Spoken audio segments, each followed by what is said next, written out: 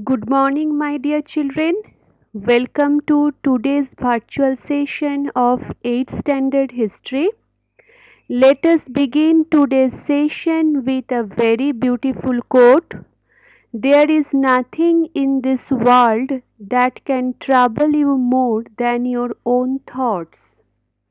Children, in this quote we hear about the immense power of our thoughts and how our thoughts are shaping our life. Many times, the real problems of life are not so big as we create them in our thoughts. Therefore, these thoughts create trouble for us. Children, in the previous session, I discussed about the social and religious reforms. In this particular topic, you came to know about the intellectual awakening in the contemporary society in India, that is called Indian Renaissance. Then the era of religious and social reforms.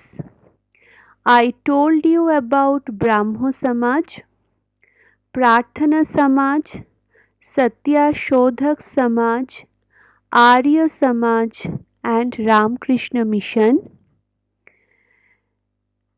Then I discussed about the emancipation of women, the religious reforms among the Muslims, and the movement in Hindu society. So, in the history of modern India, the movement of Renaissance is very important on the principles of liberty, equality, and nationalism.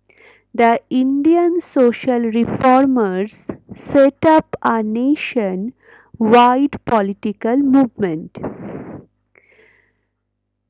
Now, today, I would like to introduce the next topic of your history book, that is beginning of freedom movement. So children, it is necessary to open your textbook page number 25 and listen to me carefully.